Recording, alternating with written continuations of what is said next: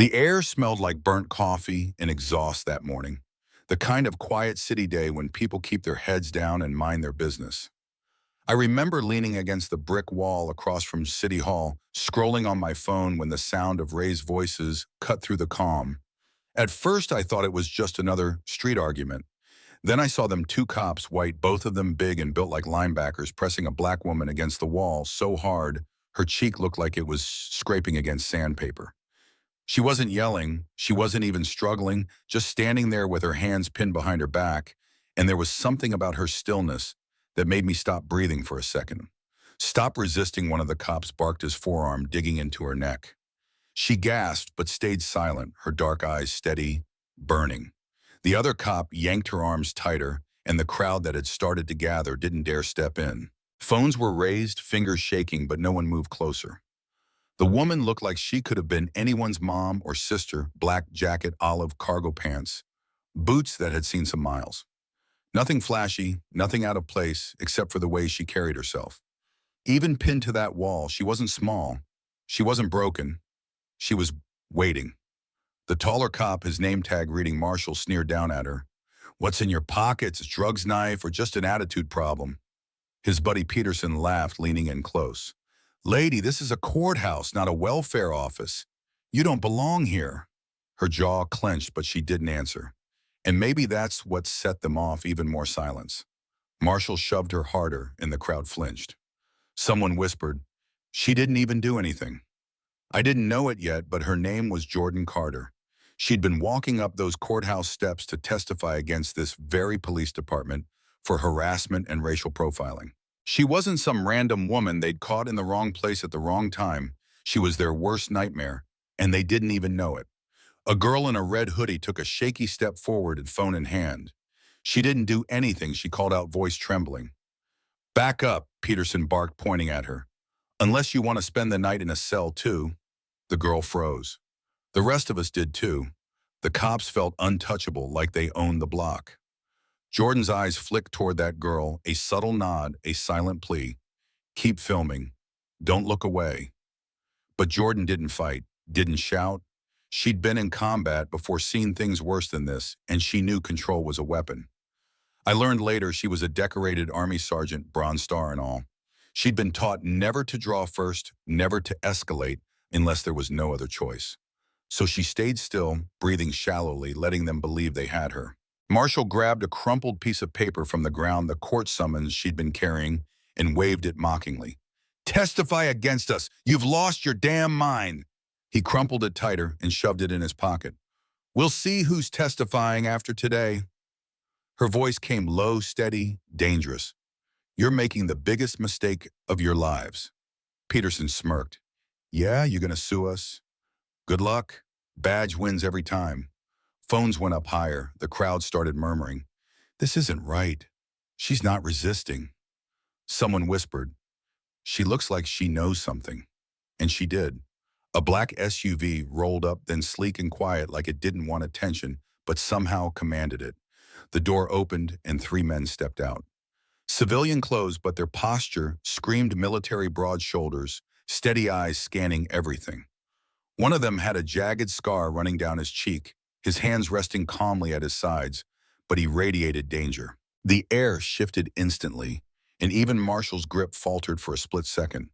"Release her," Scarface said, his voice even but cold. Peterson snorted. "Who the hell are you?" Scarface flashed something from his jacket so quick most of us missed it, but Jordan saw. His badge. Federal. Marshall stiffened but doubled down, pressing her harder against the wall.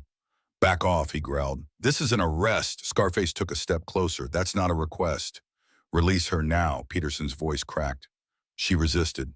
Jordan finally tilted her chin up, her voice cutting through the street like a knife. "Tell them what I resisted. Your insults, your grip, or just existing while black on your street."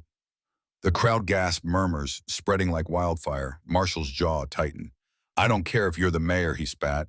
"Out here, we decide who matters." Jordan's lips curled into a small, knowing smile. "You're about to find out exactly how wrong you are." And then everything exploded. Jordan's body moved like water, swift and precise. In one motion, she dropped her shoulder, spun under Marshall's arm and twisted it so hard there was a sickening crack. He screamed, his gun clattering to the ground. Peterson lunged at her, but she slammed her knee into his gut, and he went down wheezing.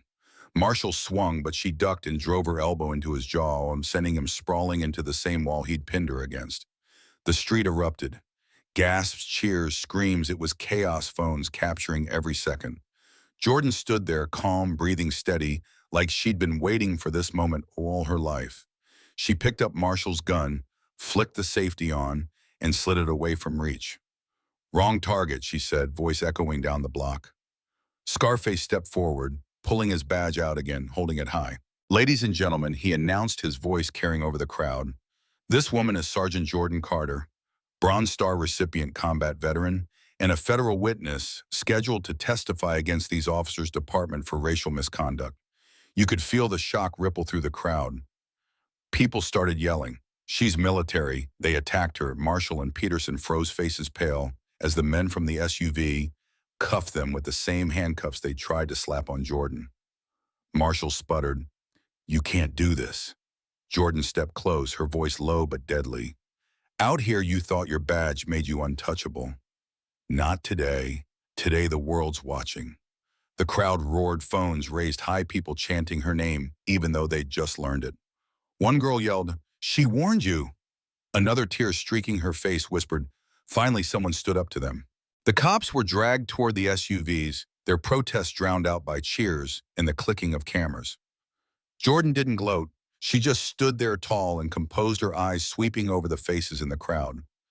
"You all saw it," she said, her voice steady but burning with emotion. "You saw how fast they were to assume how easy it was to turn me into a suspect because of my skin. I fought for this country. I bled for it. But none of that mattered to them." A heavy silence fell. People nodded, some crying, some ashamed. "Don't ever mistake silence for weakness," she continued. "Don't ever think calm means surrender. Strength isn't about shouting first or hitting hardest. It's about knowing who you are and making sure they know it too." The words sank deep. You could see it in the way people shifted, the way they clutched their phones tighter, determined not to delete what they'd recorded. A young student, the girl in the red hoodie, stepped forward, tears in her eyes. "I'm sorry," she whispered. "We were scared." We didn't say more. Jordan reached out gently, resting a hand on her shoulder. "You filmed. You witnessed. That takes courage too." The girl broke into tears and others moved closer, offering silent support. Scarface walked over, his expression softening just slightly. "You sure you're ready to testify after this?" Jordan's lips curled into a faint smile. "After this, I've never been more ready." She turned toward the courthouse doors, her boots clicking softly on the pavement. Before stepping inside, she looked back one last time at the crowd, the flashing lights, the chaos. Her voice carried over the street like a battle cry. "They thought they had me against a wall," she said. "But walls don't hold us. They reveal us." The crowd erupted in applause as the SUVs pulled away.